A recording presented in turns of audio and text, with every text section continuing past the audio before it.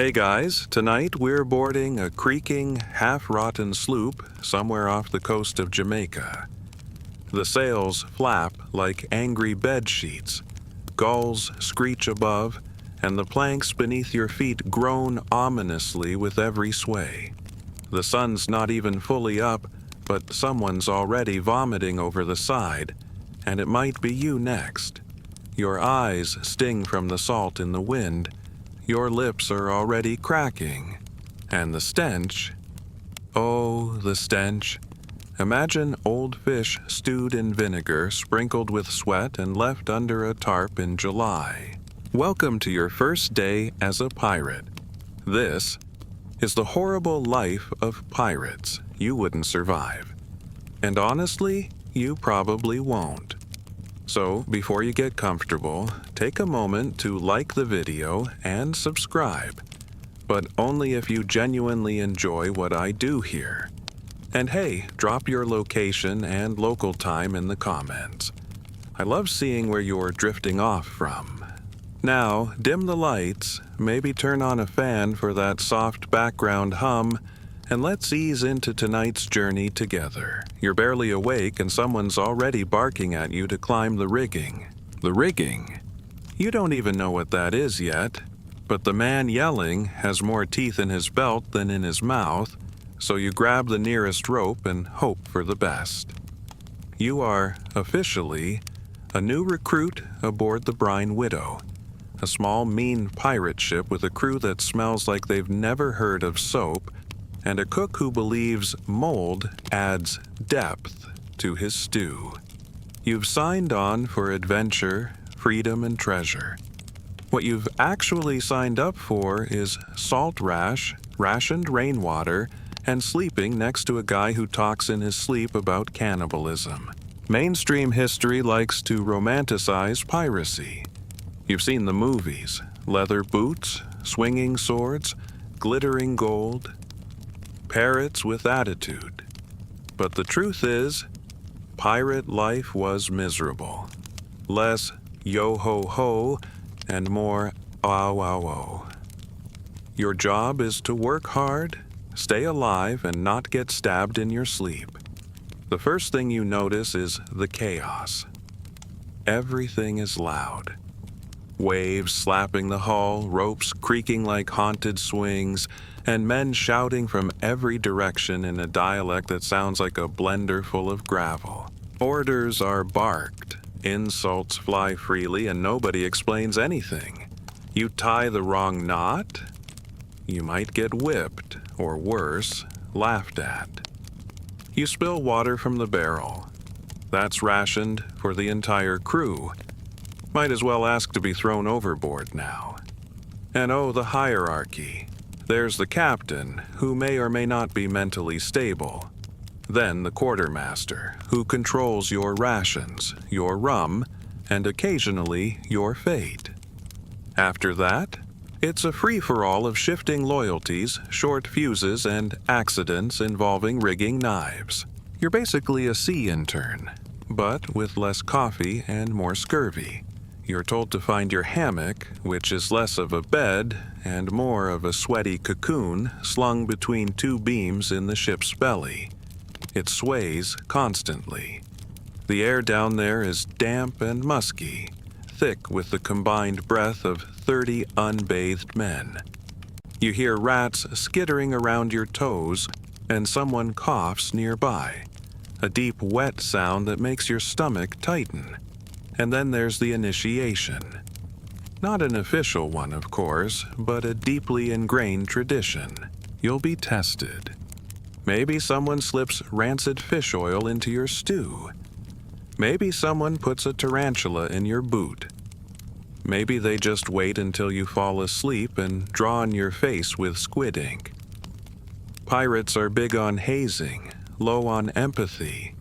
Historians still argue whether pirates truly embraced democracy. Yes, some ships voted on major decisions. But for a greenhorn like you get no vote. You get yelled at a lot.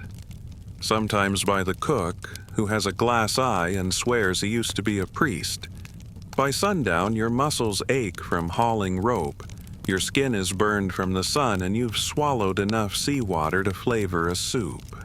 You haven't seen a single gold coin, but you have seen 3 fights, 1 tooth knocked out, and a guy everyone just calls Barnacle Mike cry into his jerky.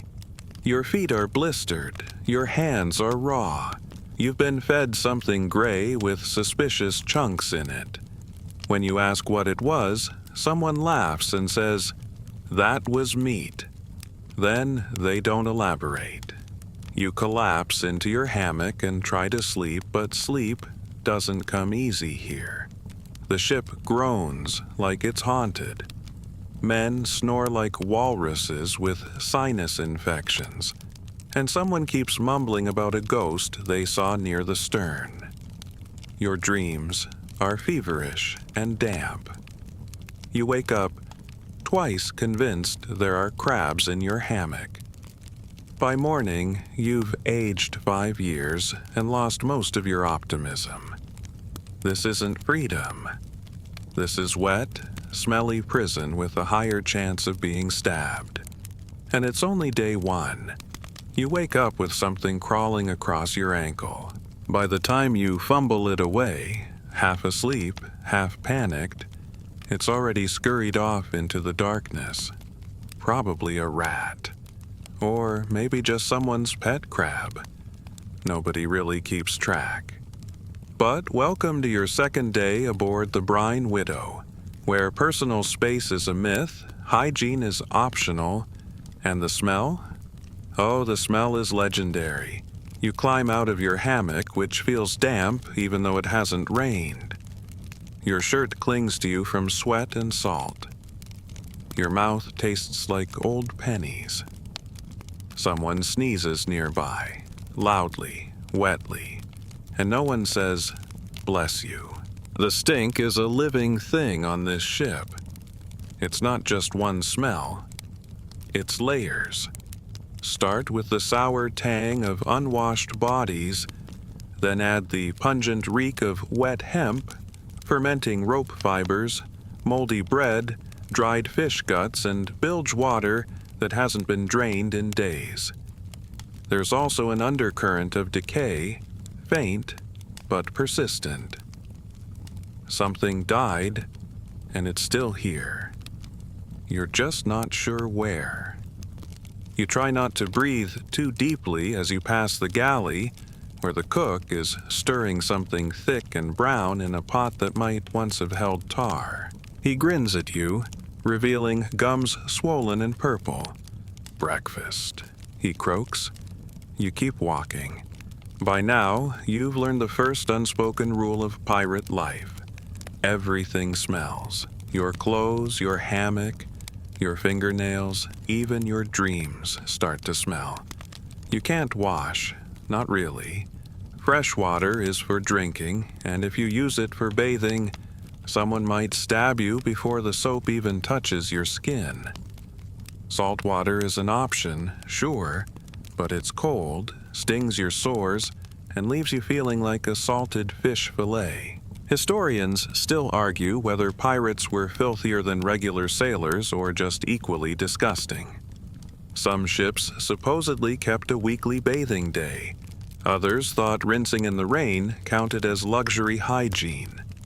Either way, deodorant hasn't been invented yet, and the word laundry hasn't been spoken once since you boarded.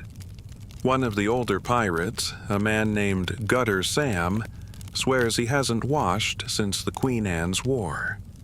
He's proud of it, like it's a badge of rank. His beard smells like vinegar and cheese, and nobody sits next to him on purpose. He mutters constantly about weevils. Speaking of weevils, they're everywhere. Tiny bugs that burrow into bread and biscuit alike. Your hardtack comes crawling with them. The trick, someone tells you, is to eat it in the dark so you can't see them. "Adds protein," another guy jokes. You're not laughing. You pass by the latrine, if you can call it that. It's a plank with a hole, dangling off the ship's stern, suspended over the ocean. No privacy. Just pray the waves aren't choppy, or you might lose more than your balance. And if you fall, sharks trail this ship. They know what drops overboard. Sometimes it's just waste, sometimes it's you. The stench is so bad that when the wind shifts just right, it hits you like a slap. Even the birds circle wide around the ship.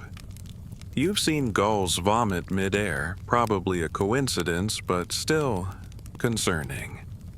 At night, the smells don't fade. They settle. They seep into wood, skin, and breath. You lie awake in your hammock, trying to breathe through your shirt, but the shirt smells too. Everything smells. Even your dreams are starting to smell like mildew and regret. Here's a quirky tidbit. Some pirates actually carried scented cloths or citrus peels to hold near their faces in especially foul conditions, luxuries stolen from rich ships. But you've got a piece of burlap that smells faintly of fish and fear. No lemons in sight. Even the rats look tired. You've named one Greg. He seems nice, possibly cleaner than most of the crew. As the days go on, your nose starts to give up. It stops reporting new offenses. This is how your brain protects you, by making horror feel normal. It's like living inside a rotting boot, and eventually, that boot starts to feel like home. So when someone lights a lantern using whale oil, and the smoke actually covers the worst of the scent for a moment, you almost cry. It's the closest thing to air freshener you'll get. You wonder if this is what freedom smells like. If so, it smells like old socks, burned grease, and despair. And you've got months of it ahead. You're starving. Not the kind of hungry that makes you open the fridge and sigh. The kind that makes you stare at a rope and wonder if, boiled long enough, it might taste like noodles. Breakfast today is a small square of hardtack, essentially a rock pretending to be bread, and something gray and slippery that might once have been pork. It jiggles when you poke it. That's not comforting. You try to bite the hardtack, but it fights back. Your teeth scream in protest. No wonder half the crew is gumming their food like toddlers. One man near you, missing 6 front teeth and proudly known as chomps, simply soaks his biscuit in rum and slurps it like soup. The smell of mold wafts off it like steam. Bon appetit. Pirate cuisine is not for the delicate. There's salted beef, which has the consistency of a belt, and dried peas that rattle in your tin cup like gravel. Once, they served stew that moved. No one asked questions. On paper, you're supposed to get roughly 2,500 calories a day. In reality, it depends what hasn't spoiled, gotten eaten by rats, or gone overboard in a storm. Fresh anything is rare, unless you count the bugs. And yes, there are bugs.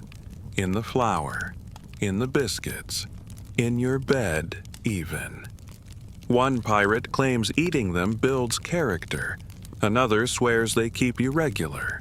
Historians still argue whether pirates ate better than Navy sailors. Technically, pirates had the advantage of stealing fresh supplies from merchant ships. But that's assuming they get to those ships in time, and assuming the cargo isn't just barrels of salted anchovies and onions from 2 ports ago. The real problem isn't quantity, it's monotony. Every meal is a remix of the last one. Hardtack, maybe a sliver of salt pork, and a mug of something vaguely alcoholic. Occasionally, you get peas pudding, a lumpy paste that tastes like regret. If you're really lucky, you might get a dried fig. Or a lemon peel. Not a lemon, just the peel. Don't waste the good part on a newbie.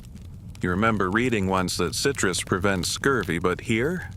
The only citrus is in the captain's stash, guarded like treasure. You're told not to even look at the oranges. One guy did and mysteriously fell overboard that same day.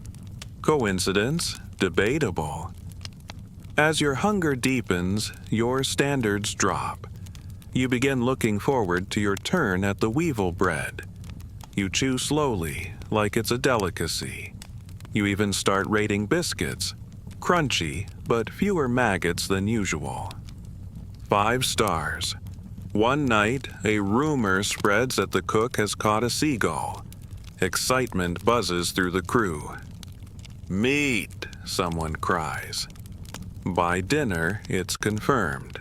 1 seagull, roasted, divided among 32 people. You get a bone with something clinging to it. It tastes like boot leather and triumph.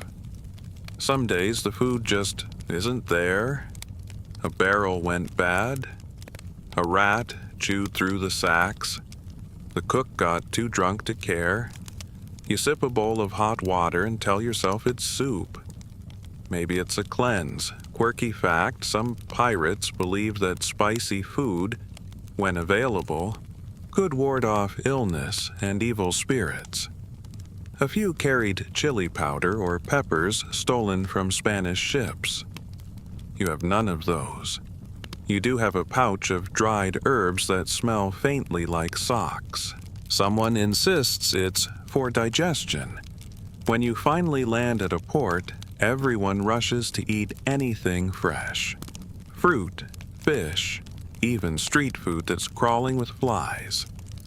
A man named Lefty buys a whole pineapple, eats it with the skin on, and weeps softly into his beard. You would have joined him, but your stomach is already revolting from the coconut water someone gave you. It turns out, going from rancid meat to tropical feast overnight doesn't end well for your insides. Some of the older pirates swear by rum as a meal replacement. Kills the hunger, they say, raising their mugs. You suspect it's also killing brain cells, coordination, and perhaps morality. But at this point, you'd drink kerosene if it had calories. One time, the captain catches you complaining about the food. He looks you dead in the eye and says, "You want flavor, lad? Lick the salt off the mast." You think he's joking. He's not. Eventually, your taste buds give up. Food becomes fuel, nothing more. You stop chewing, you stop tasting. You just swallow and hope it stays down. And still, you're hungry. The captain steps onto the quarterdeck and the ship goes quiet. Not out of respect, but survival instinct. He's tall, thin, and always slightly damp, like someone pulled him out of a barrel 5 minutes ago. His coat flaps in the wind like a crow's wings, and his hat is permanently tilted at an angle that screams, "Don't question me." He walks with a limp, not from injury, but from what he calls style. And now he's glaring at you. Being under a pirate captain isn't like serving a king or even a boss. It's more like trying not to upset a hungry tiger in a cramped room. Some days, he might toss you a piece of fruit or let you rest an extra hour. Other days, he might throw you in the hold for tying the wrong knot. Or make you swab the deck with your shirt. Or declare that the rum is now only for men with scars. Historians still argue whether pirate captains were elected democratically or ruled with unchecked terror. The answer is yes, both. It depended on the crew, the ship, and the captain's mood. In theory, a crew could vote to remove a tyrant. In practice, he often found out first and solved the issue with a pistol.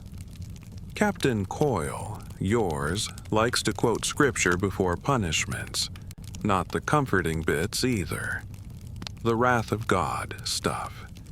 He that is unjust, let him be unjust still. He recites one morning before ordering a man flogged for sneaking extra rations.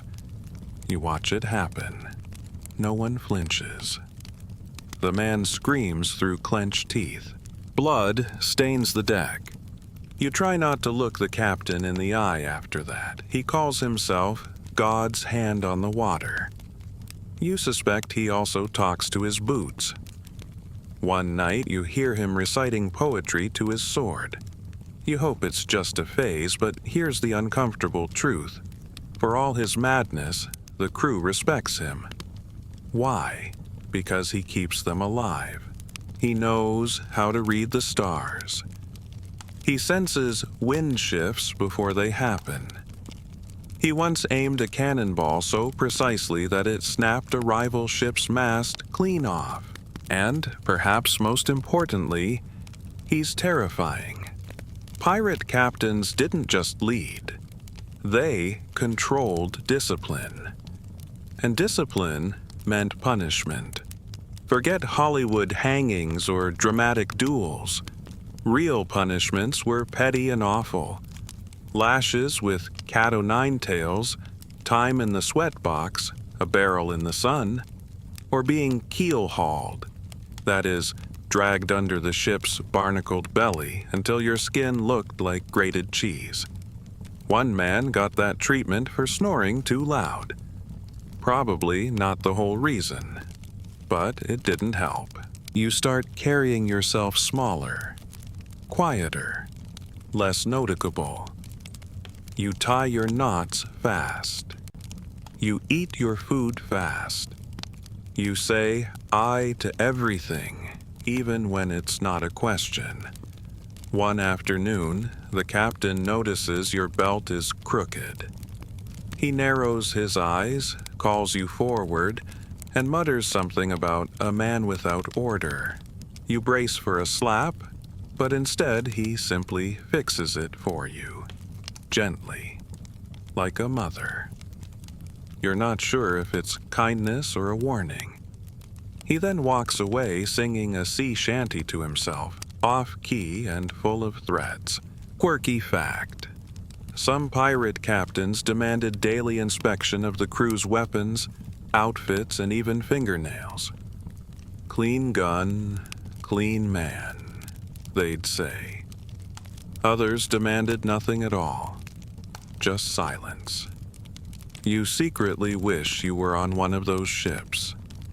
There's a moment every new pirate has, a realization that your captain could end your life with a word. That moment comes for you when a crew member named Finch accidentally spills a barrel of drinking water. He pleads, swears it was an accident. The captain listens, nods, then pulls out his flintlock and shoots him in the leg.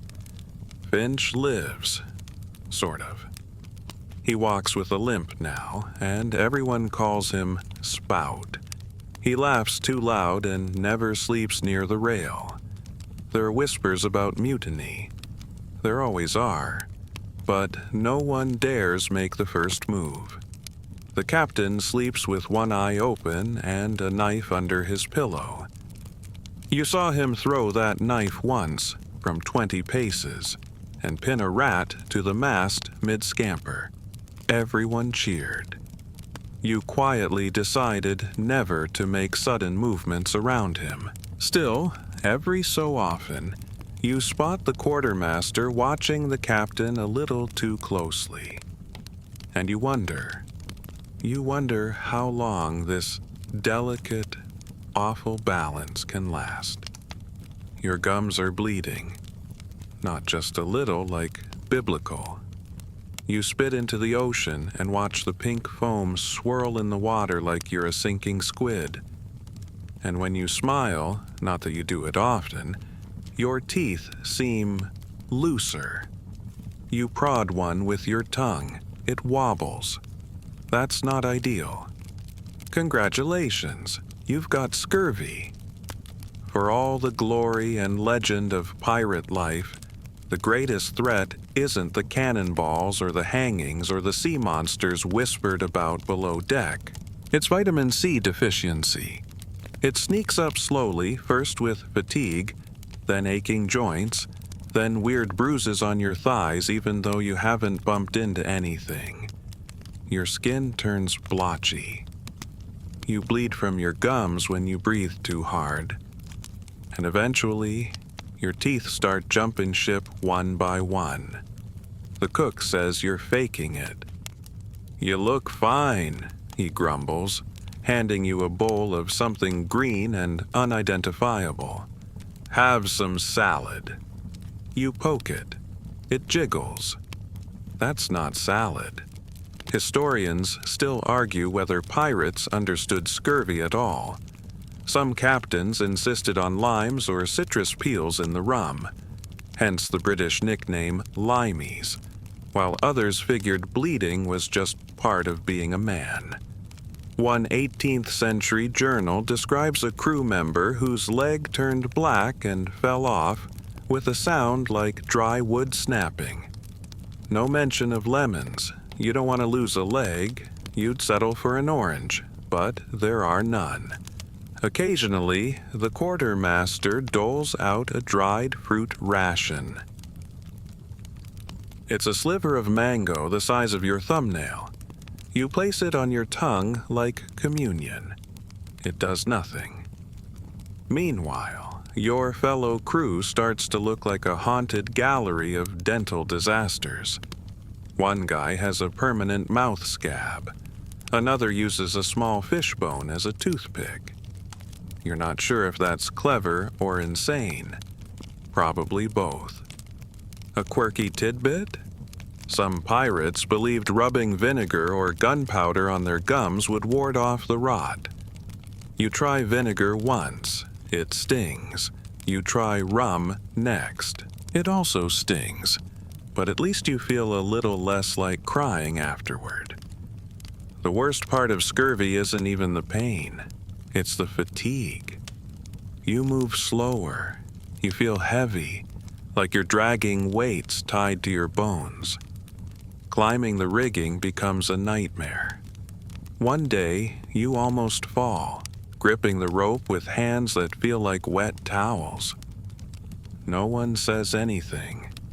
They just shake their heads and keep working. The captain notices.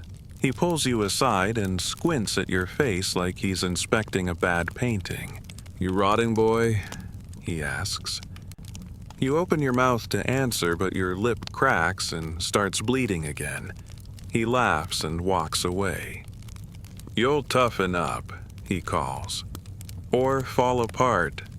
Either's fine." You lie awake at night, checking your teeth with your tongue, counting them. 1, 2, 3, 14. You think there used to be 16. You don't remember spitting any out, but memory is slippery these days. There's a rumor someone saw lemons on the last raid, a crate of them.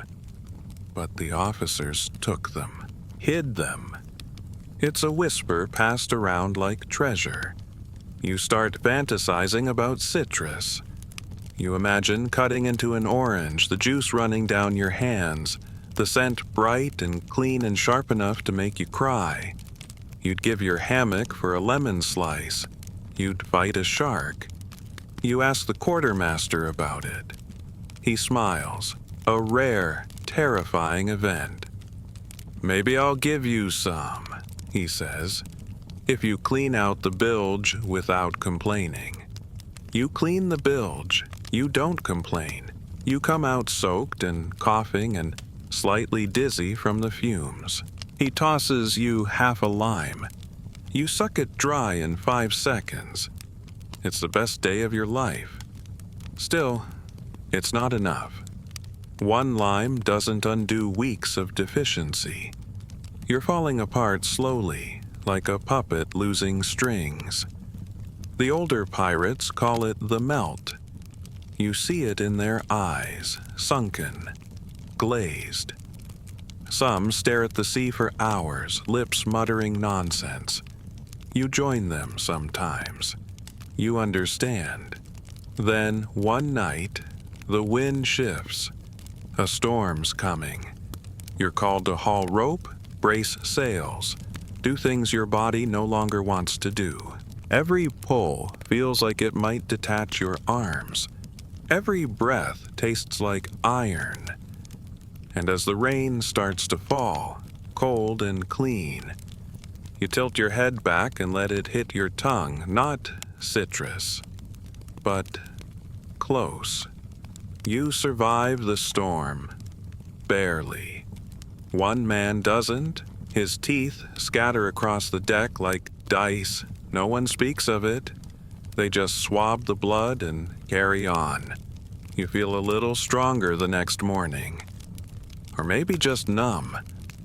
Either way, you still have 13 teeth left. You count them twice to be sure. You've been warned about storms, but you don't truly understand one until you're in it. Hanging onto a rain-slick rope with white knuckles while the sky turns black and the ocean tries to kill you in 20 different ways. It starts as a murmur, a hush in the air. Then, the wind shifts direction, and everything stops. Conversation, laughter, even the waves seem to hold their breath. The clouds roll in, thick and fast, swallowing the horizon. Someone whispers, "She's coming," and suddenly men are running, pulling in sails, tying lines, barking at each other with grim urgency. The ship groans, as if it already knows what's coming. Then it hits. The rain falls like nails, sharp and icy. Wind whips across the deck, snapping lines and sending barrels tumbling.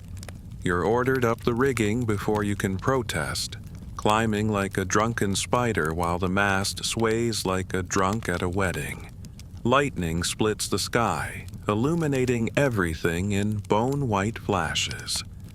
Thunder crashes a second later, louder than cannon fire. You can't hear yourself scream. Historians still argue whether pirate ships were better or worse at surviving storms than Navy vessels.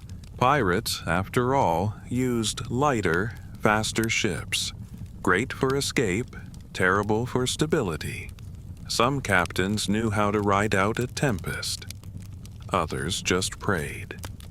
Yours doesn't pray. He laughs.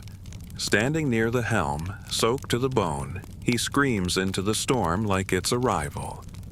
"Is that all you've got?" he howls. You're not sure if he's brave or just insane. Maybe both. The waves reach impossible heights, lifting the ship like a toy and dropping it with bone-jarring crashes. One man is thrown overboard. He doesn't even cry out, just vanishes into the frothing black. Another man grabs the railing too late and breaks his wrist. No one stops to help. Ropes snap. Sails tear. Rain binda you. And through it all, you're still clinging to the mast, your scurvy-riddled hands bleeding through the rope, your boots full of seawater, your heart somewhere between your throat and your knees. And then, in the distance, a shape. At first, you think it's a hallucination, your brain boiling from fear and wind. But it's real. A fin, slicing through the waves, then another, then several. Sharks. They follow storms. They know ships break apart. They know dinner is coming. Someone screams, "We've got shadows," and you look over the side. 5, maybe 6 fins, big ones. They weave in and out of the waves like patient wolves, and suddenly you understand. The sea doesn't hate you. That would require emotion. The sea doesn't care if you live or die. It is chaos in liquid form, unforgiving, indifferent. A pirate named Red Tom once told you, "If the sea wants you, she takes you." You'd laughed at the time. You're not laughing now. A quirky tidbit, some pirates believed in sea spirits, creatures that stirred storms and dragged men to the deep. Offerings were sometimes tossed overboard. Rum, coins, even unlucky crewmates. Superstition ruled these moments. You see one man muttering and tossing biscuit crumbs into the wind. Another kisses a medallion and disappears below deck, possibly to hide. You, meanwhile, keep hauling, because there's no other option. If you stop moving, you fall. If you fall, you die. Simple as that. Hours pass, or minutes. Time blurs. At some point, the storm begins to ease, not end, but ease. The wind drops from a scream to a growl. The rain softens to a slap. The waves still rock you, but the rhythm feels survivable again. You slump against a barrel, soaked and shaking. You can't tell if it's from cold or adrenaline, maybe both. Someone claps you on the back. "First storm, eh?" He grins, missing several teeth. "You didn't die, that's the best you can ask." You nod weakly, still watching the waves. The sharks are gone. Or maybe just lower, waiting. The deck is littered with rope, debris, and bruised men. The ship creaks with every motion, like it's trying to shake the water from its bones. Someone's lighting a pipe with hands that tremble. Another is vomiting into a boot. The cook is calmly scooping seawater out of the galley with a ladle. Business as usual. You realize, with a strange mix of relief and horror, that this is normal. This is routine. But storms aren't the only danger. Sometimes the ocean is perfectly calm, and still deadly. Too calm, in fact. There's what sailors call the doldrums, days without wind. You just sit, bobbing, under a burning sun, sweating into your boots. No movement, no breeze. The sails hang limp, useless. You run low on water. Tempers boil. The ship becomes a slow-cooking prison. It's during one such still afternoon that someone sees a fin again. You all lean over the rail. It's huge. Dark gray, circling. And then, with eerie slowness, it bumps the hull. Not a shark. A whale. A big one. It glides beneath the ship like a god, silent and massive. For a moment, everyone goes quiet. Even the captain. Even the birds. Historians note that pirate logs sometimes mention whales, though rarely with awe, more often with dread. A whale can capsize a small ship if startled. One flick of the tail, one mistake. But this one passes peacefully. The ship rocks gently in its wake. You exhale for the first time in hours. And then you hear someone behind you mutter, "We should have harpooned it." You walk away before anyone starts tying rope. You're woken in the middle of the night by someone's hand over your mouth. The whisper in your ear is wet with rum breath and panic. Don't scream. Just come. You follow. What else are you going to do? Say no? You're led below deck, past the hammocks, the rats, and the soft chorus of wheezing snores until you reach the lower hold, a dark, cramped space that smells like mold and mutiny. There are 6 of them waiting. You recognize most. Dirty Jeb, Toothless Maul, Peg-Eye Sam. All fine, upstanding members of the crew if your definition of fine includes having stabbed at least one person over a biscuit. Jeb speaks first. "We've had enough," he growls. "The captain's mad. Quartermaster's worse. The rations are poison. We want a change." Ah, there it is. The M word. Mutiny.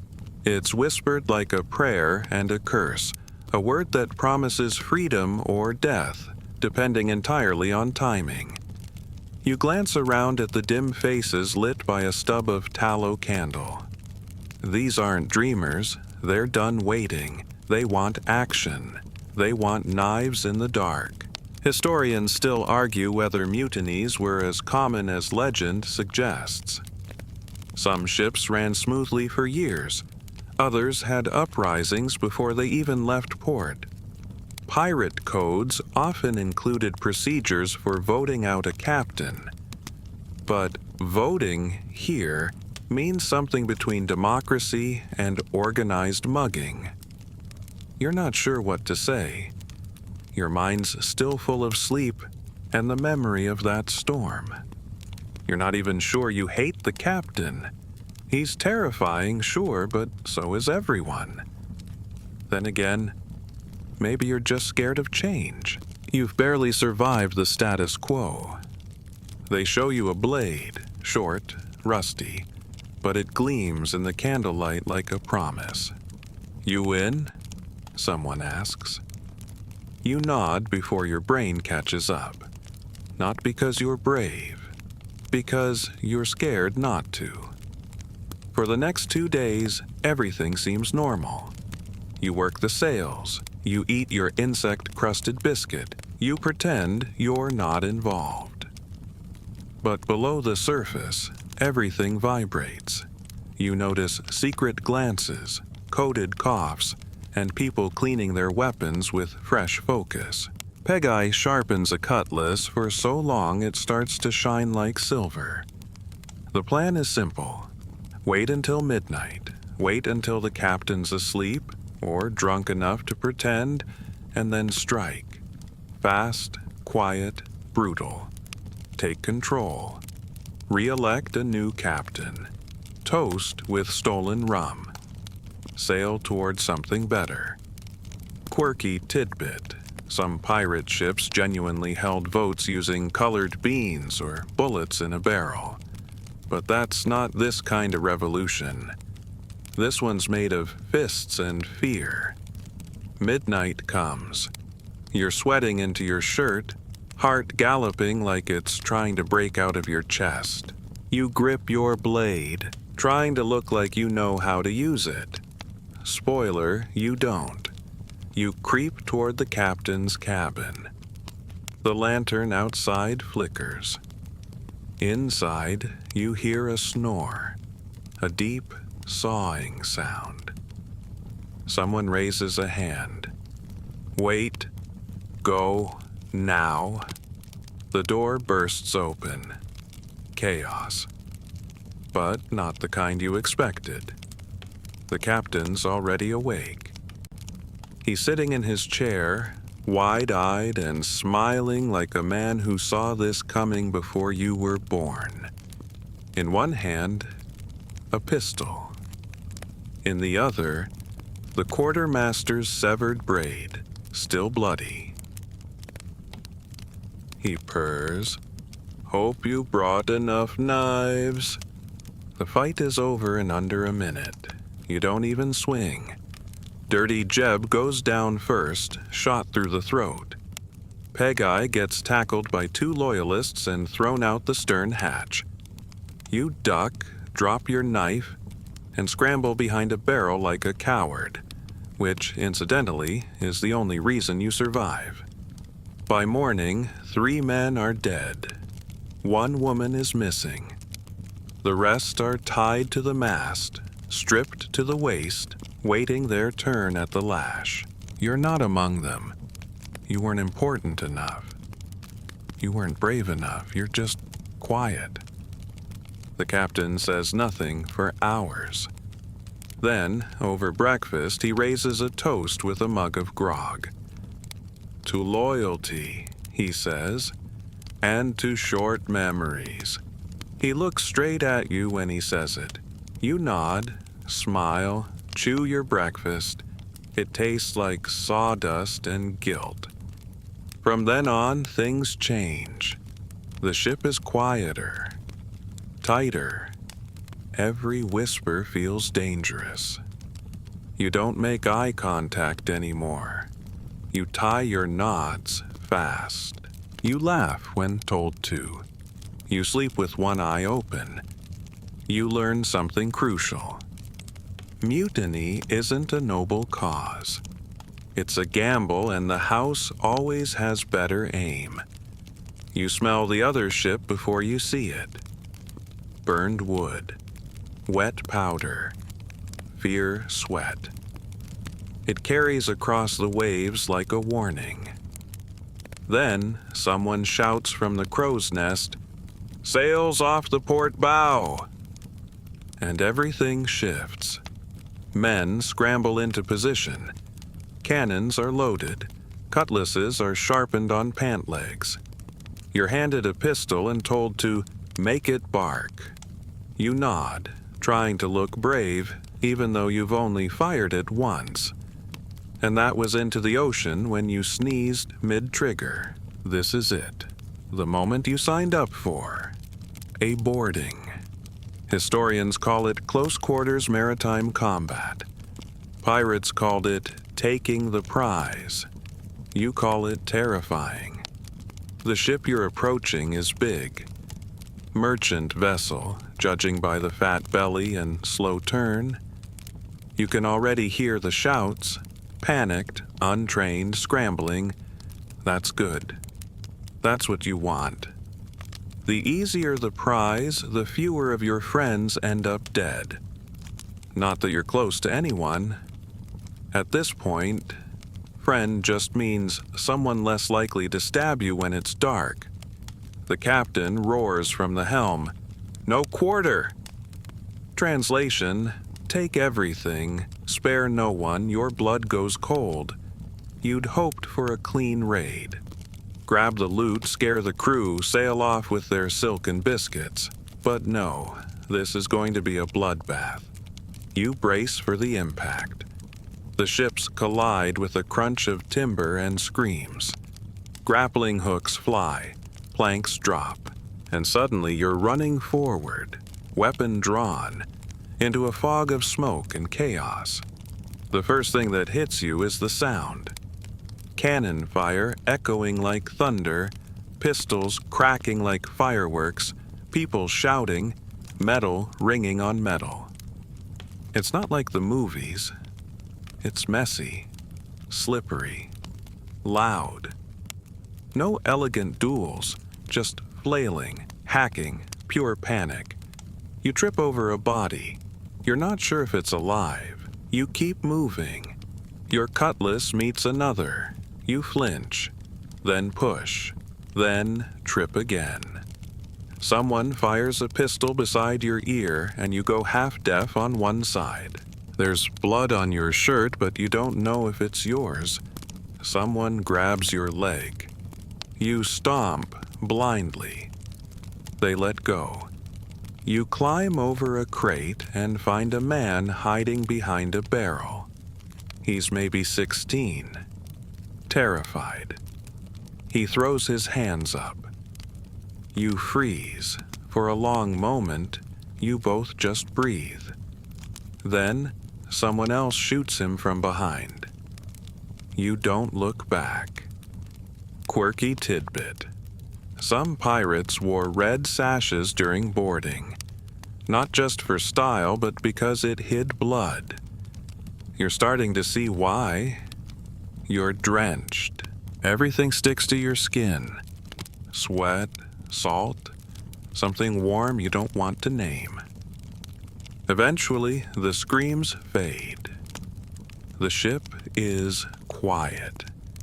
You stand among broken crates, splintered wood, and moaning survivors. It's over. You've taken the ship. Loot begins. The strong boxes, the galley, the captain's quarters, you're ordered to grab anything shiny and dump it into sacks. Coins, jewelry, spices, maps. Someone finds silk, someone else finds brandy and promptly drinks half. Then the prisoners are gathered. What's left of them? Historians note that pirate treatment of prisoners varied wildly. Some were offered a chance to join the crew. Others were ransomed. Others didn't make it back over the side. You stand in line, guarding them. They're sailors, young, scared. One woman refuses to look up. A boy clutches a necklace and mumbles a prayer. The captain walks past, inspecting each face like he's buying horses. Then he nods. Half are marched onto your ship. The other half? Nobody says where they're going. You try not to think about it. You're given a share of the loot. A few coins, a silk handkerchief, a tin box with a broken lid. You're supposed to feel triumphant. You just feel sick. That night, there's celebration. Someone finds a drum. There's dancing, singing. A drinking game involving sea biscuits and knuckles. You sit on a barrel and try to clean your blade. The blood's already dried. Someone claps you on the back and calls you killer. It's meant as a compliment. You don't sleep. You stare at the ceiling of the hold and count the ship's creaks. 1, 2, 3. And when you finally drift off, your dreams are full of screams and smoke and a necklace dropping into the sea. The prisoners are quiet. Too quiet. You've seen it before, after a boarding, after the looting, when the grog wears off and the bruises start to settle. But this silence is heavy. Not just fear, it's waiting. They're lined up on the main deck, under the bleached sun, their wrists bound with rough rope. The captain paces in front of them like a preacher, explaining their options. The speech is the same every time, like a sermon written in blood. "You can join us," he growls, "or you can swim." Historians often cite pirate democracy, crews voting on loot, leadership, even laws.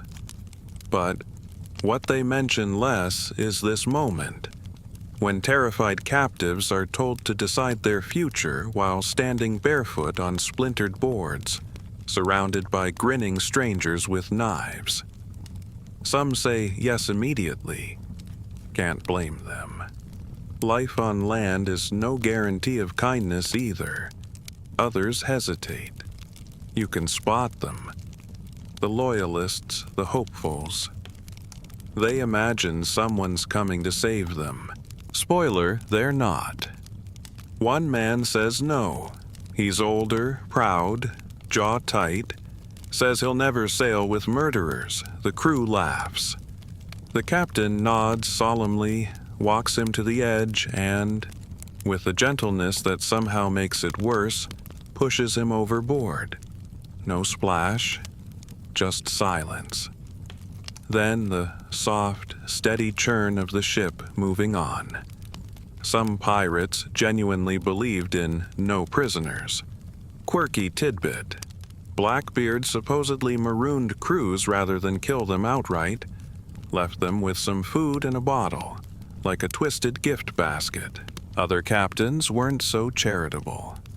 Sharks, after all, need to eat too. You stand guard as decisions are made. A boy, no older than 14, begs to stay with his father. He's refused. The father pleads. The crew shrugs. Two separate fates. You don't know which one is worse. Eventually, the choices are done.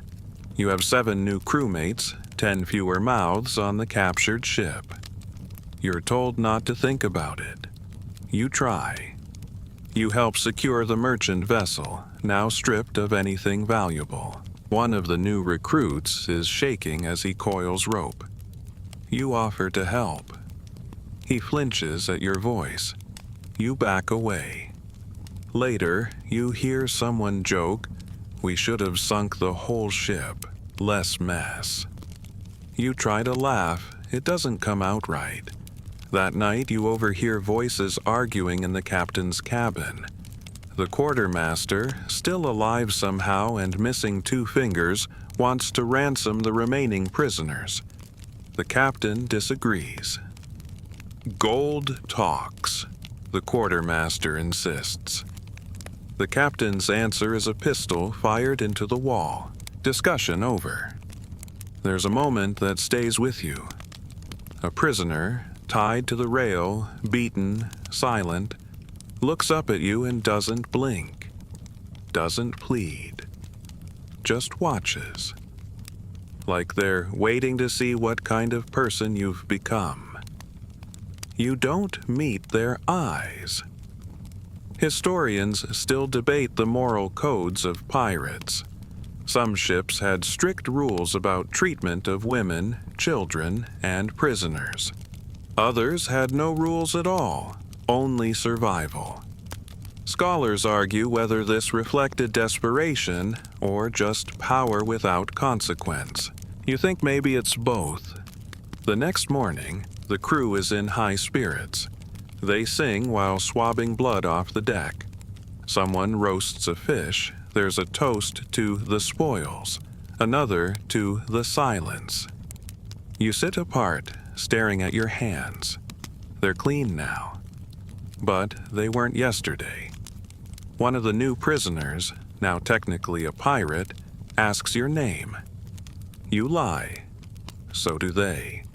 You're both pretending this is a new beginning, not the middle of something that won't end well for anyone.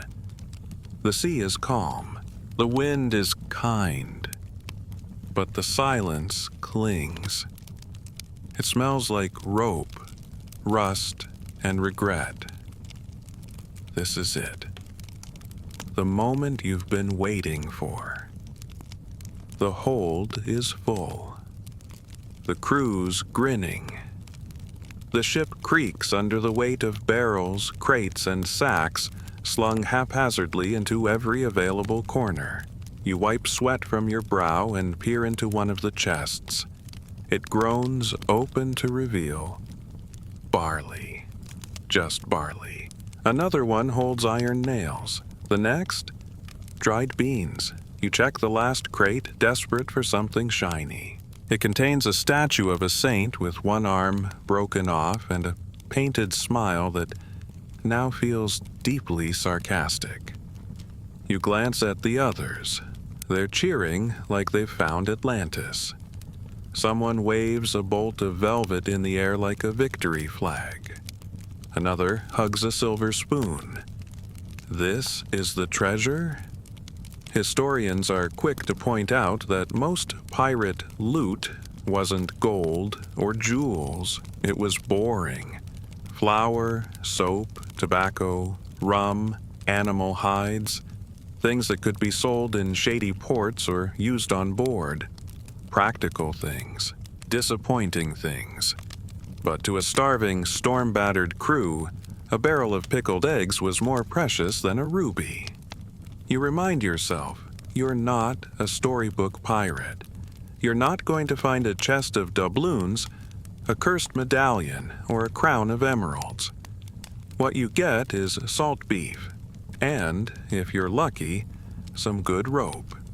There's an old superstition among the crew that the real treasure always ends up with the captain. He decides the shares after all, and he's got a bigger cabin than the rest of you. You've never been inside, but someone swears they saw gold coins in a jar just for counting. Someone else says that's a lie. He keeps cannonballs in there to throw at ghosts. You've stopped asking questions. A quirky fact: some pirates had strict share systems. The captain might get 2 shares, the quartermaster 1.5, and the rest of the crew 1 each. Even the cook and the ship's carpenter got paid, though not always in money. Sometimes in extra food, or soap, or first pick of the captured boots. Ah yes, boots. The real treasure of the sea. One man's got a pair with silver buckles. He polishes them daily with a piece of torn sailcloth. Another wears mismatched shoes he insists are lucky. Yours still have fish guts on them from a month ago, but they fit, mostly. When the loot's divided, it's done with great ceremony. A circle forms, items are tossed into the center. The quartermaster calls out names, and men step forward to claim their share. You get a bolt of cloth, a tin mirror, cracked, and a pouch of dried plums. You try not to look disappointed. The man next to you gets a pipe. No tobacco, just the pipe. Afterward, someone suggests a loot parade. This involves everyone walking in a circle while pretending to be rich, twirling their treasures and chanting, "We're kings of the sea." You join half-heartedly. Your cracked mirror catches the sun and blinds someone temporarily. You apologize. Later, alone, you examine your haul. The cloth smells like old perfume. The plums are rock hard. The mirror, despite its flaw, shows a version of you with a sunburned nose and eyes that don't trust themselves anymore. You stash the cloth in your hammock. You chew a plum for nearly an hour. It still doesn't soften. One of the older pirates, Barnacle Mike, leans over and says, "Better than last time. We once raided a ship that had nothing but religious pamphlets and one very angry goat. You ask what happened to the goat. He grins, promoted it to captain. You're not sure if he's joking, but he's right. This could have been worse. No gold, no jewels, but at least no one died. No blood. No ghosts. Just beans and barley and a velvet scrap that smells faintly of cinnamon. Still, a part of you aches for more. Not greed, just purpose. Something to justify the bruises and the bad dreams. Something that feels like a prize, not a grocery run. You remember the stories, the ones that got you here. Treasure maps. X's on islands, skeletons guarding ancient vaults. But now you realize those tales were written by people who'd never been to sea, or by pirates who wanted you to believe the best parts and forget the rest. You fall asleep with the tin mirror tucked under your arm. In your dream, it reflects gold, but in the morning, it's still cracked. Land. It calls to you like a siren, not with song but with smells. Damp earth, roasting meat. Smoke from hearth fires. You haven't smelled trees in weeks. Actual green things growing from the ground. You could cry. You anchor near a small tropical island, the kind with sand like flour and palm trees that look like props. From a distance, it's paradise. Up close, it's something else entirely. You step onto the shore and sink ankle-deep into heat-soaked sand. Birds scream overhead. crabs scuttle sideways like tiny drunk butlers. You breathe deeply. Fresh air. Sort of. It still smells like salt and wet rope, but also plants. You're already sweating. The crew disperses fast. Some head inland to gather fruit. Others look for coconuts, timber, or unlucky goats. You're sent to help refill the water barrels from a spring upstream. You think this sounds nice, it's not. Within 5 minutes, you're bitten by something with wings. You don't see it. You just feel the sting. Then another. Then 5 more. Welcome to the jungle, where everything either stabs you, bites you, or gives you a fever you can't pronounce. Historians note that pirate crews were often decimated by tropical diseases: malaria, dysentery, yellow fever. Most didn't know what caused them. They blamed bad air, angry gods, or cursed monkeys. Whatever the reason, the jungle becomes a trap. You've just walked into a humid, leafy version of hell. By midday, one man's already doubled over with cramps. Another is feverish and speaking French even though he's Irish. You carry 2 water jugs and try not to touch anything. You fail. A vine brushes your neck and you spend the next hour convinced it's a snake. You make it back to the beach just as someone finds a mango tree. Cheers erupt. You're handed a fruit so ripe it leaks down your arm. It tastes like magic. You eat 5, immediately regret eating 5. Soon, the runs begin. You're not alone. The entire crew is crouching behind rocks, trees, or the ship's wheel if they're desperate. The jungle gives, then takes away. No one talks about it. It's called the tropical purge. You're just supposed to survive it. A quirky tidbit. Some pirates swore by chewing raw ginger or charcoal to settle the humors. Others just kept drinking rum and hoped the parasites were too drunk to bite. You try both methods. Neither works. That night, you try to sleep on the beach. The stars are brilliant. The breeze is warm. But something rustles nearby and you sit up fast. It's just a coconut falling. Or maybe a snake. Maybe both. You miss your hammock. You miss the ship. That floating coffin you once hated now feels oddly safe. Back aboard the next morning, things are worse. Someone's got a rash. Another won't stop sweating. The captain orders the anchor raised. This place is cursed, he declares, though you suspect he just hates sand. You sail away with water, wood, and fruit, plus a handful of parasites and a crew that smells somehow worse than before. And here's the kicker. The next island won't be better. It might be hotter. It might have leeches, or crocodiles, or a village of very unfriendly traders with sharp spears and no patience for pirates. You realize land isn't a break. It's just a different flavor of misery. And yet, despite all this, you already miss the mango. You'll be back ashore again soon. It's only a matter of time before someone yells, "Weevils in the flour!" and the crew starts dreaming of bananas and flat ground again.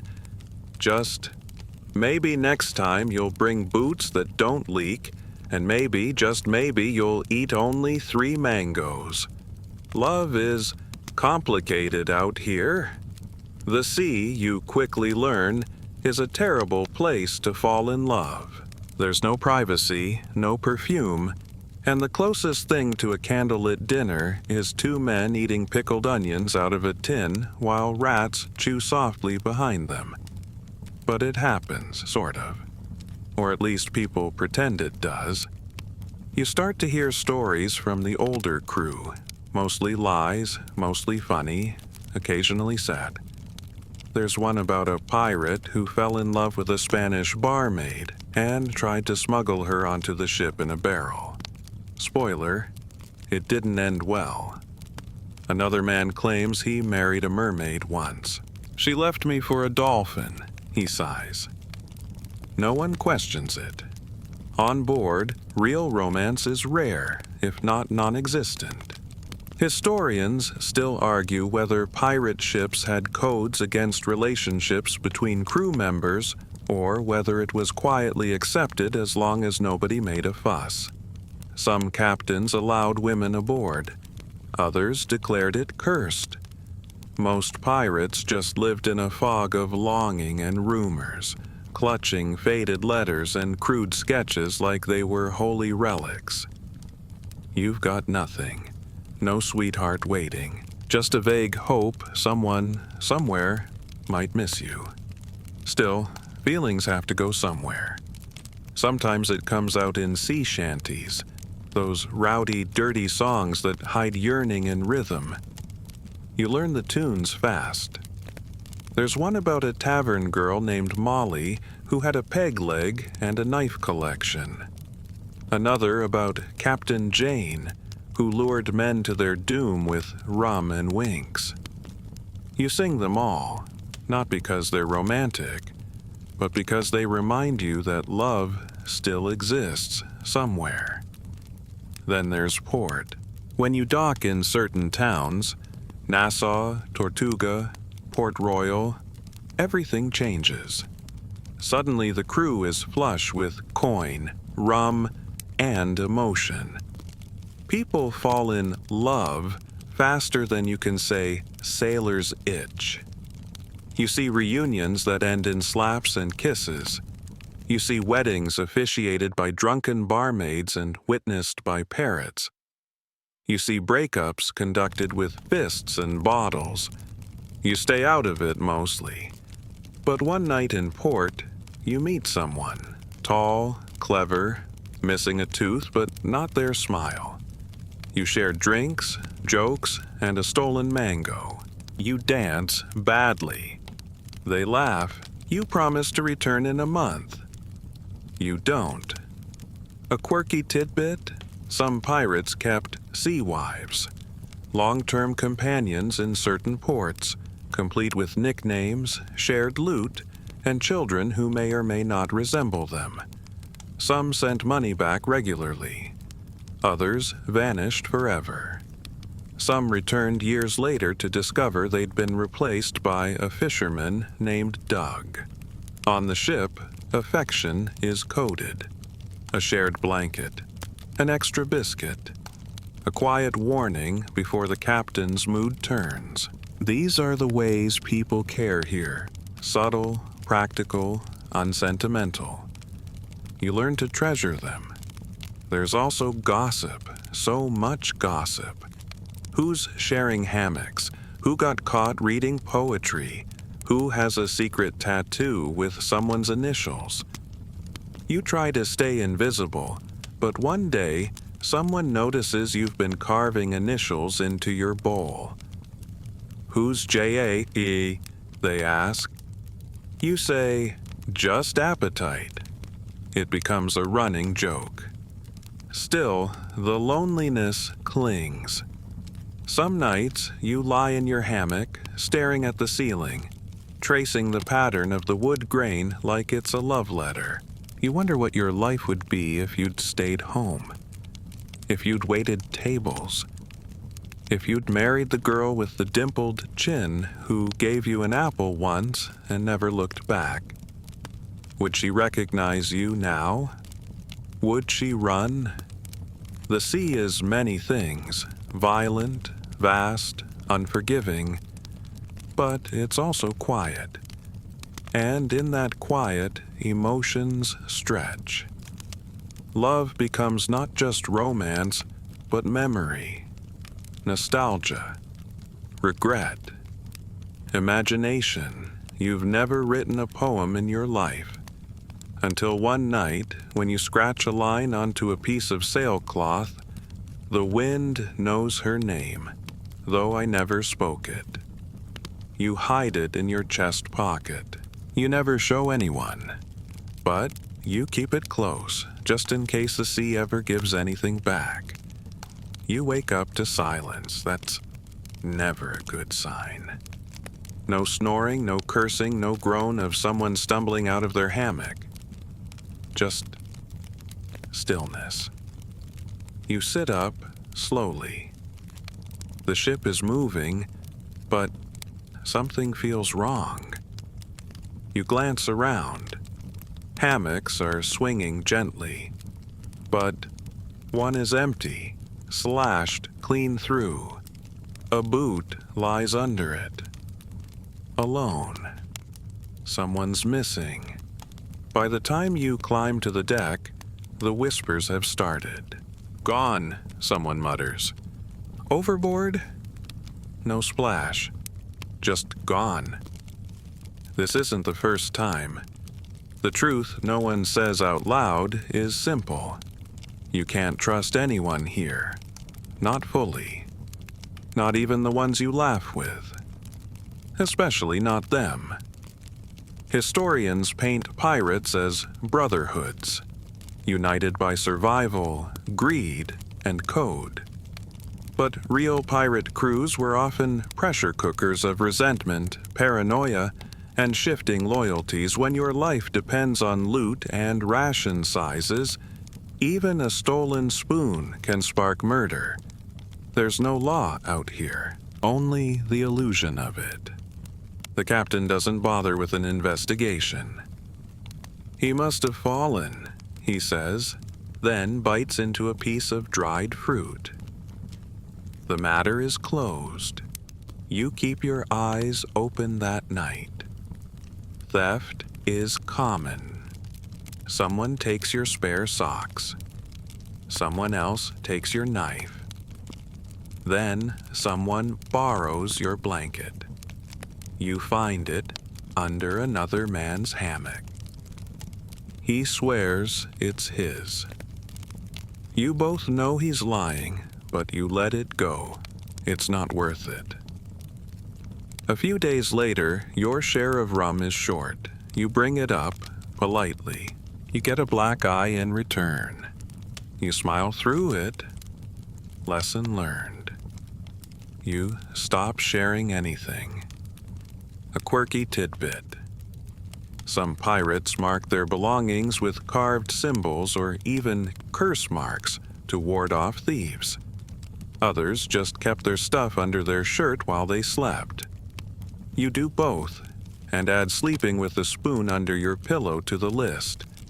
One man, Cricket they call him, keeps an actual trap near his hammock, a bucket balanced on a stick. It's filled with fish guts. You knock it over once by accident. It takes days to get the smell out of your hair. Fights break out over everything. Cards, rum, hammock space, even a lucky feather someone found on deck. You witness a brawl that ends with both men falling down the hatch and one of them breaking a toe. The captain watches from the quarterdeck, chewing calmly on a mango seed. You start noticing who whispers to whom, who huddles at night, who vanishes below deck for too long. Paranoia becomes your shadow. One evening, someone accuses the cook of poisoning the stew. The cook denies it, screaming, spitting, shaking, but 3 men still get sick. Was it sabotage, spoiled meat, bad luck? No one knows. But suddenly, the cook's sleeping with a knife under his apron. You wonder how long you'll last. Then it happens. You wake to shouting. 2 pirates wrestling on the deck, a knife flashing between them. One wins, the other doesn't. There's blood on the planks again. Someone laughs, someone vomits. The captain doesn't even look up. "Clean it," he says, "and toss the body over. The fish are hungry. You help carry the corpse. You don't speak. The dead man's eyes are still open. You avoid them. Later, you find your hammock cut halfway through, not enough to fall, but enough to almost fall. A warning. You start sleeping on the floor. There's no one you fully trust anymore. The quartermaster drinks too much. The navigator hums creepy lullabies under his breath. Your bunkmate dreams aloud about fire.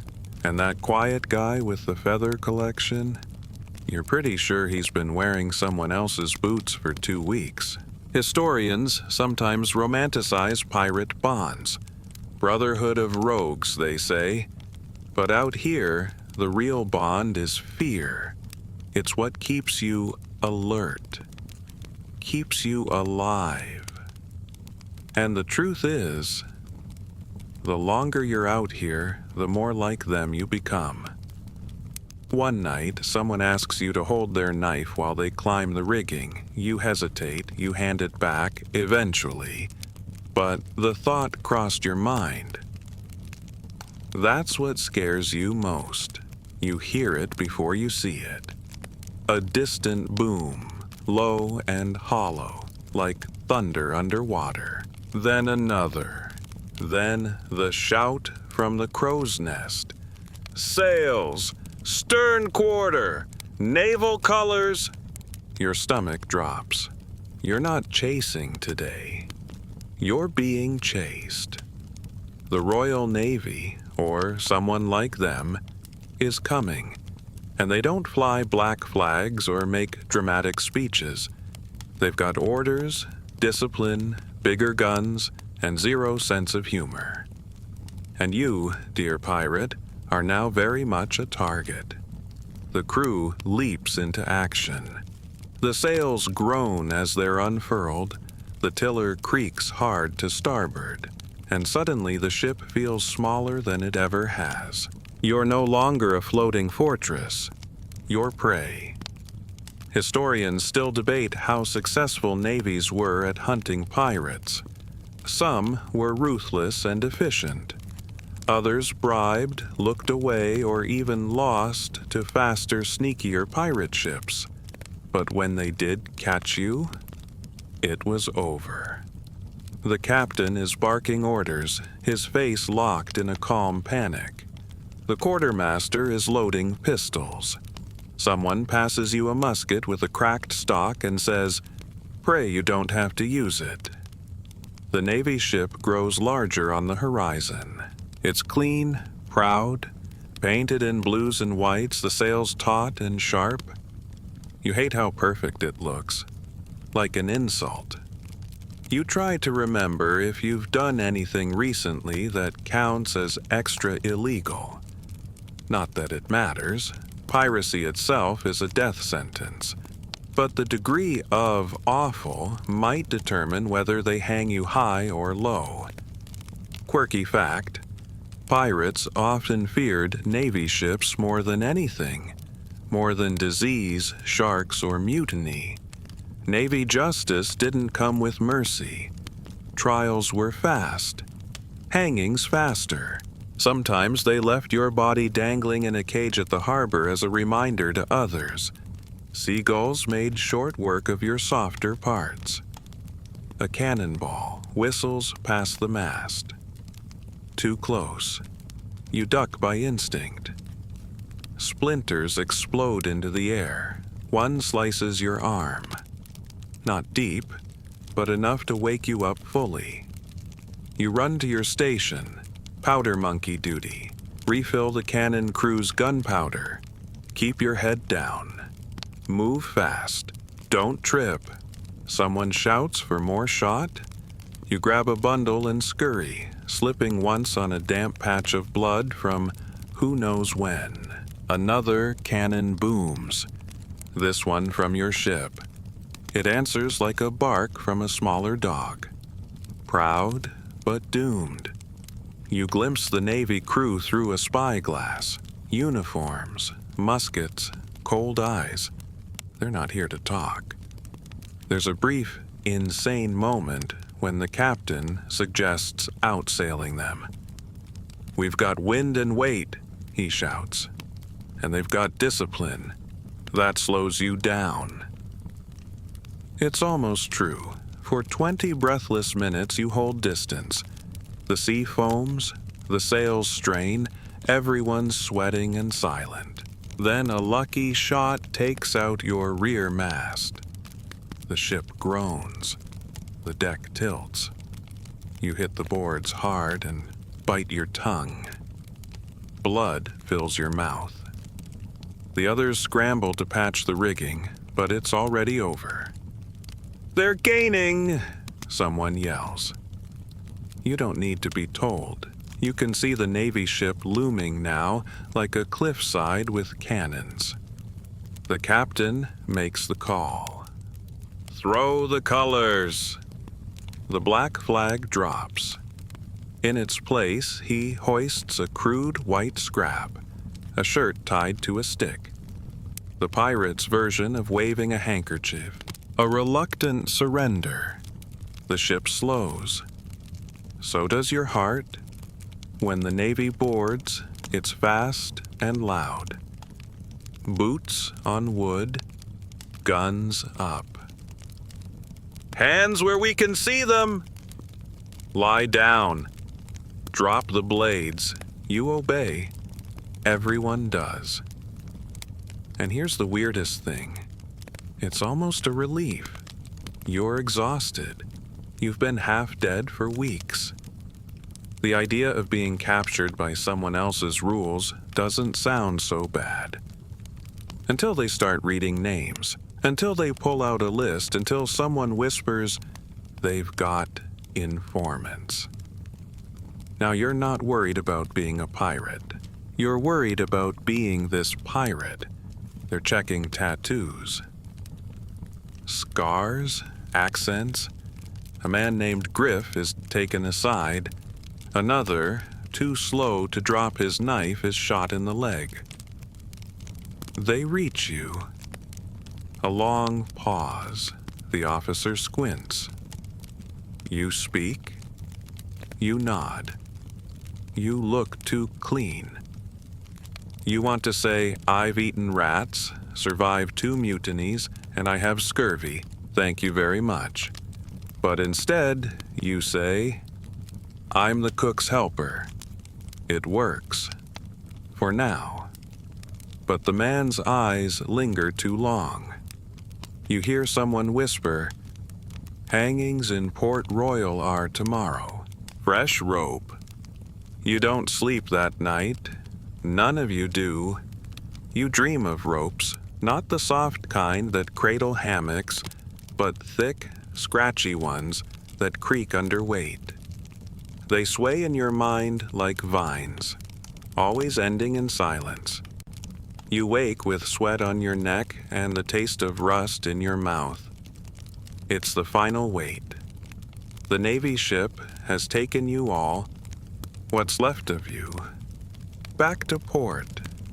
Real port. A city. You see stone buildings, neat rows of windows, and uniforms that match. No yelling, no brawling, no rats. It's the cleanest place you've seen in months, and somehow the most terrifying. The prisoners are kept below deck, chained together in a damp hold. You're among them, pretending to be someone less important. Less guilty. More forgettable. The man beside you won't stop praying. The one on your other side just stares at the floor and doesn't blink.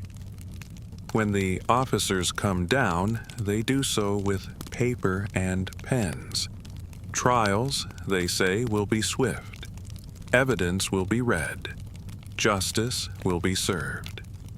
You know what justice means here. A rope. A crowd. A priest you've never met. Historians still argue whether pirate trials were truly fair. Some say the British courts gave everyone a chance to speak. Others note the outcome was almost always the same. especially if you were caught red-handed, with powder burns and treasure in your socks. You tell them you were the cook's assistant. You keep your head down. You answer in short, clipped phrases. You give a fake name. You're not sure if it helps. They don't tell you your fate right away. Instead, they move you to a prison in town. A stone-walled cage that smells like old hay and damp regret. You can hear church bells. You can hear the market. Somewhere outside, life goes on. Inside, time thickens. One man tries to bribe a guard with a gold tooth. Another starts singing a sea shanty in a cracked voice. You join in without realizing. It's the one about Captain Jane and her knives. The others pick it up too. You all laugh. It's not happy laughter. Quirky tidbit, pirates often joked at the gallows. Some delivered speeches, some danced. One even wore his best boots to die with dignity. You wonder if you'll think of something clever when the time comes, or if you'll just shake. The night before the hanging, they let you see a priest. He asks if you're ready. You lie. Then something happens. You're pulled from your cell, not to the gallows, but to a quiet room with a desk. A man in a powdered wig reads from a list. Says here you're not confirmed. No bounty on your head, no witnesses placing you at the helm, just one cook's helper. You nod, eyes wide. He squints. You didn't swing a sword? No, sir, you say. Fire a pistol? Not that hit anything. He hums, then makes a note. That evening, you're released. No fanfare, no apology. Just a shoved door and a muttered, "Stay off the water." You step out into the street. Alone. Free. And you don't know what to do. The world smells different. Cleaner. Louder. Less swaying. You stagger to a bench and sit for a long time. You made it. You survived. But you don't feel like you won. Your clothes are stained, your skin is sun-scoured, and your teeth, what's left of them, still ache. You hear a gull and flinch. You see a rope and your throat tightens. You pass a bakery and nearly cry at the smell of fresh bread. You find a tavern eventually, not a loud one, just quiet enough for you to sit in the corner and watch the door. The woman behind the bar asks, "What'll it be?" You say, "Tea." She laughs, brings you rum anyway. You sip it slow. Try to remember what day it is. What month. Who you were before. You wonder if the sea will ever really let you go. Maybe you'll stay here, get a job, sweep floors, chop wood. Maybe you'll disappear like the waves after a storm. Or maybe, just maybe, you'll wake up one morning, smell salt in the air, and feel that old pull again. The ocean never forgets its own. But for now, you sit. You made it. And that's more than most. The sea fades behind you now. The creak of wood, the crack of sails, the smell of sweat and salt. All of it slips away into the soft quiet of memory. The pirate's life was never golden, never clean. But it was real, harsh, brutal, and, somehow, full of strange, aching beauty. You remember the stars, so clear from the middle of nowhere they looked close enough to pluck. You remember mangoes so sweet they made your teeth hurt. You remember voices raised in song on nights when the wind was soft and no one had died that day. And yes, you remember the pain. But you also remember surviving. Now, as your breath slows, let the waves recede. Let the rocking of the ship give way to the stillness of the room around you. Let your limbs grow heavy. Your mind loosen from the rope of the day. You're not on that ship anymore. You're safe. No one's calling you to the rigging. No one's drawing blades behind your back. No one's dividing shares or shouting across the wind. You can rest now. The world is quiet. And you made it to shore. So drift easy tonight, sailor. Your voyage is over. Sleep deep and dream of still waters.